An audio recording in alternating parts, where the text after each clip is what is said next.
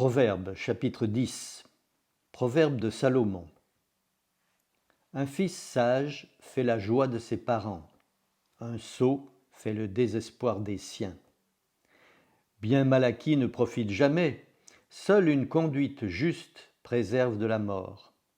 Le Seigneur ne laisse pas le juste avoir faim, mais il refuse aux méchants ce qu'ils convoitent. Des mains nonchalantes attirent la pauvreté.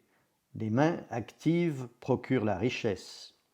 Qui amasse des provisions pendant l'été est un homme sensé, mais qui dort pendant la récolte mérite le mépris. Les justes attirent sur eux le bonheur. Les méchants cachent la violence dans leurs paroles. On se souvient avec reconnaissance d'un homme juste, mais on oublie jusqu'au nom des méchants. Qui a l'esprit sage accepte de recevoir des directives. Celui qui parle à tort et à travers court à sa perte. Vivre dans l'intégrité, c'est vivre dans la sécurité. L'homme à la conduite tortueuse sera démasqué. Qui cache la vérité aux autres les fait souffrir. Qui les reprend avec franchise leur apporte la paix. Les paroles du juste sont source de vie.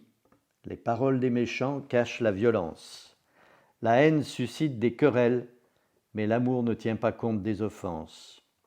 On reconnaît la sagesse dans les paroles de l'homme intelligent. On réserve les coups à celui qui a la tête vide. Les sages amassent un trésor d'expérience, mais les paroles des imbéciles entraînent une ruine rapide. La fortune du riche lui tient lieu de place forte. La misère du pauvre l'expose à la ruine. Le travail d'un homme honnête lui permet de vivre, le gain d'un homme malhonnête est voué à l'échec. Qui tient compte des avertissements avance dans la vie, qui rejette les réprimandes s'égare. Il est hypocrite de cacher sa haine, mais répandre une calomnie est stupide. Qui parle trop cause forcément du tort. Il est plus prudent de savoir tenir sa langue. Les paroles d'un homme juste valent l'argent le plus pur. Ce que pense un méchant ne vaut pas grand-chose. Les paroles d'un homme juste profitent à beaucoup, tandis que les imbéciles meurent parce qu'ils ont la tête vide. Seule la bénédiction du Seigneur donne la prospérité, les efforts de l'homme n'y ajoutent rien. La pratique du mal est un jeu pour les sots, celle de la sagesse un jeu pour l'homme intelligent. Ce que les méchants redoutent leur arrive, ce que souhaitent les justes leur est accordé. L'ouragan passe et le méchant n'est plus, le juste tient toujours debout. Le vinaigre irrite les dents et la fumée les yeux, de même le paresseux est une cause d'irritation pour son maître.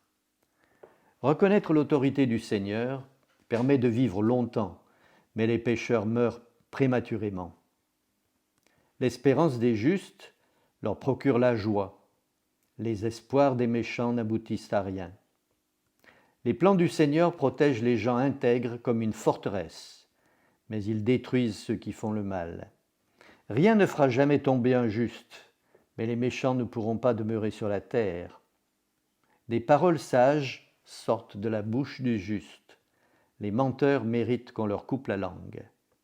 Quand le juste parle, c'est avec bienveillance, mais la malveillance sort de la bouche des méchants.